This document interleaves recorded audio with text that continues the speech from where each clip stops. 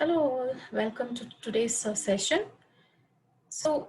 This is in continuation of the topic communication skills. So in today's session, we will look at different types of communication.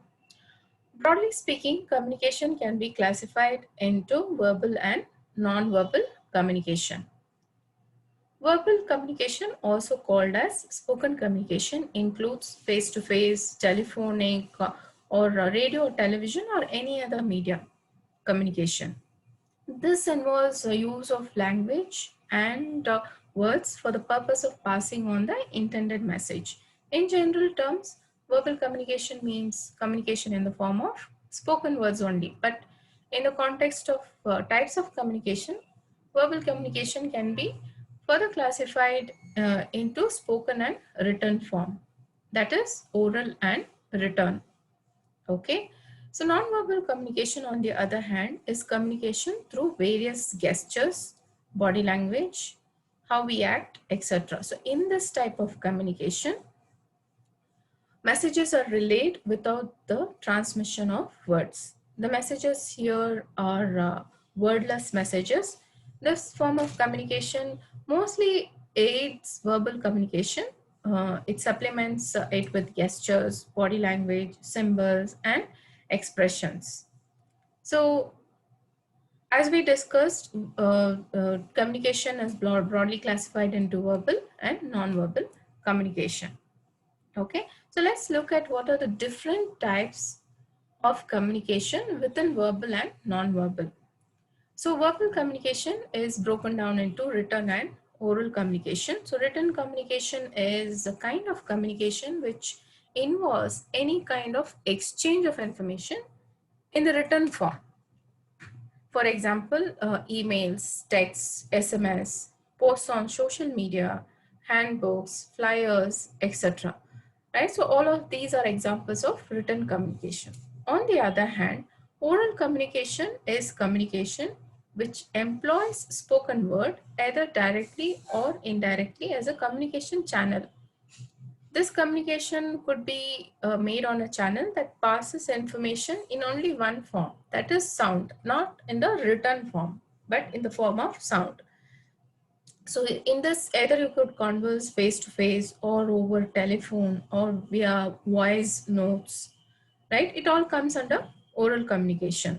So this form of communication is an effective form, and these are some of the examples that we can see over here. Personal discussions, presentation, telephonic calls, conference calls, video conferences, all of these are examples of oral communication. Now let's look at the examples of nonverbal communication. So under nonverbal communication, these are the various examples that we have.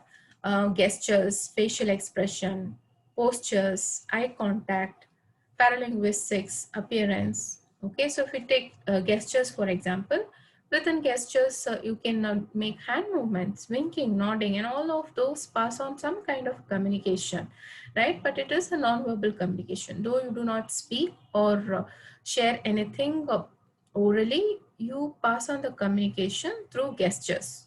Facial expression, again, when you smile or frown, you pass on a kind of communication.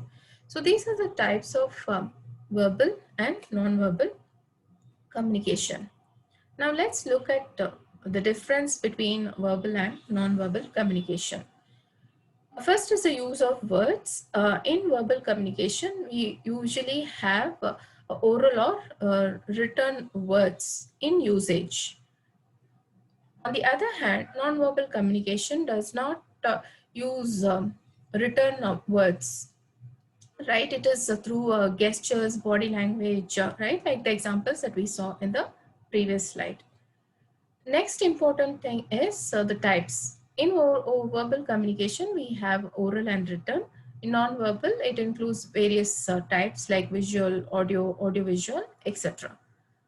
How's the understanding in both of these communication? While verbal communication is easy to understand, non-verbal might be a little challenging.